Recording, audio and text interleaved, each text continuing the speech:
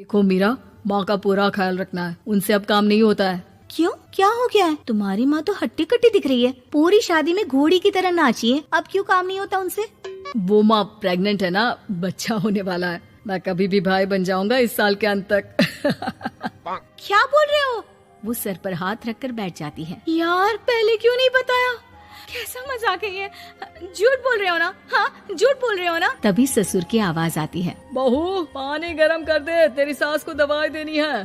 समय पर दवाई ना दी तो परेशानी हो जाएगी। और हाँ, जरा काजू पीसकर दूध में मिलाकर ले आना। तेरी सास खुद से तो अपनी संभाल करेगी नहीं। हे भगवान, ये मैं क्या सुन रही हूँ? ये ससुर जी को क्या हो गया है? मैं क्या सोच कर आई थी? हाय रे, मैं तो किसी को मुंह भी नहीं दिखा पाऊंगी। अब ये रोना धोना बाद में करना, पहले गर्म पानी कर दो, माँ को दवाई देनी होगी।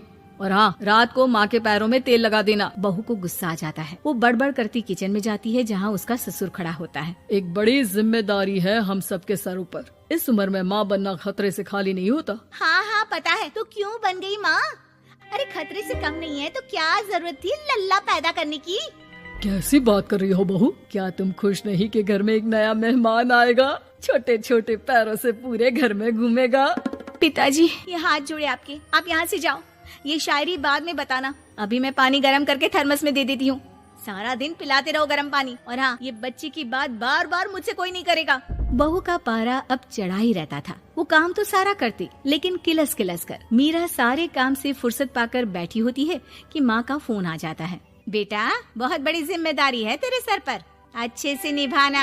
ससुराल में हर किसी को खुश रखना वैसे तो मुश्किल है, लेकिन भगवान ही हिम्मत देता है बहू को हर कुछ सहकर सबको खुश रखने की। क्या बड़बड़ किए जा रही हो माँ? जानती भी हो कि यहाँ क्या चल रहा है? मेरी सास, अरे तेरी सास तो देवी है देवी। कितने खुश हो रहे थे सारे तेरी सूरत देख देख कर। पता नहीं जैसे बहू नहीं कोई मन मांगी मुराद मिल गई हो उन लोगों को। अरे बात तो पूरी सुनो। मन मांगी मुराद तो पूरी हुई है।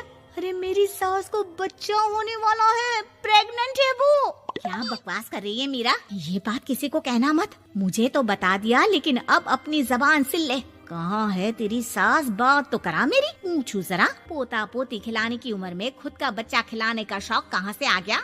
और आया भी तो बताना तो चाहिए था। अब क्या नाक कटाने के लिए हम लोगों से रिश्ता जोड़ा है? रुक, तेरे पापा से बात करती हूँ। मीरा फोन रखकर लेट जाती है। वो एक सपना देखती है कि उसकी गोद में एक बच्चा खेल रहा है।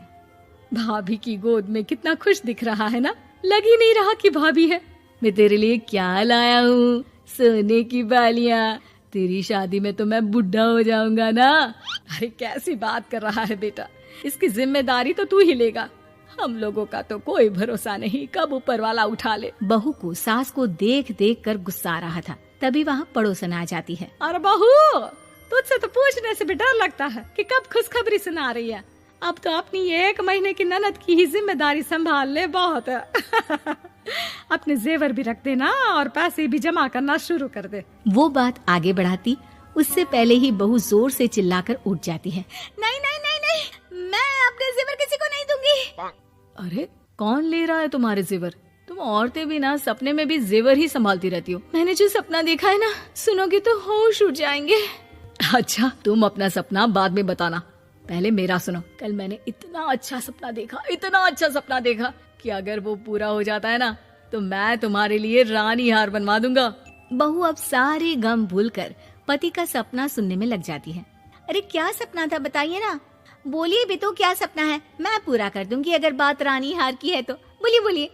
मैंने रात को सपना देखा कि माँ को बेटी हुई है और मुझे बहन। सच्ची, इस घर में बेटी हो जाए तो मैं तो झूम ही उठूं। मीरा का मुंह बन जाता है। वो चुप हो जाती है और सपने की बात याद करती है कि बेटी हुई तो उसे ही अपने गहने उसे देने होंगे।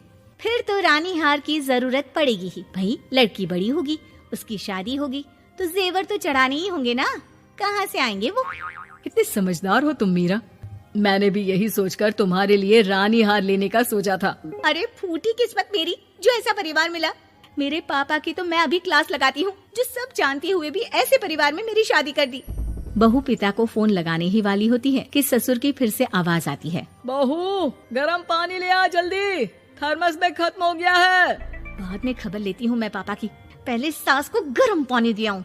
बहू अभी किचन में काम कर ही रही थी कि मीरा के मम्मी पापा आ जाते हैं। वो हाथ में ढेर सारे फल लेकर आते हैं। मीरा के पिता मीरा के ससुर से कहते हैं, लीजिए भाई साहब, ये फल रखिए, बहन जी को खिला दीजिएगा। वैसे कैसी है उनकी तबीयत? बस पता तो है आपको, ऐसे वक्त में जो होता है बस वही सब। मुझे तो सुनकर बहुत गुस्सा आया था, लेकिन चलिए, भाग्य में जो है लिखा उसे कौन टाल सकता है। डॉक्टर को दिखाए? हाँ हाँ, बस डॉक्टर आने ही वाला है। अच्छा हुआ आप लोग भी आ गए। उतने में एक सुंदर सी लेडी डॉक्टर आती है। पेशेंट कौन है? आप? अरे नहीं जी, मैं तो बहू हूँ इस घर की। मैं तो अभी सोच भी नहीं सकती पोता या पोती के बारे में। अभी तो मेरी सास ही। अरे चुप हो जाना, देख तो ले, डॉक्टर है ये, किसी के भी सामने गुस्सा फोड़ देती है। डॉक्टर कमरे में जाती है और थोड़ी देर बाद बाहर आ जाती है। पीछे से सास भी निकल आती है।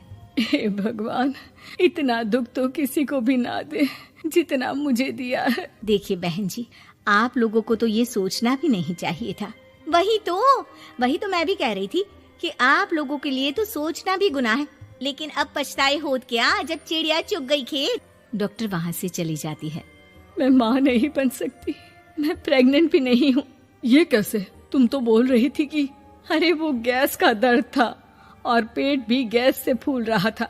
डॉक्टर ने चूर्ण दे दिया है, गर्म पानी से फाँकना है। हाँ? मैं अभी लाती हूँ गर्म पानी। अरे मैं तो गीजर ही लगा देती हूँ। हाय रे, खुशी के मारे पागल ना हो जाओ।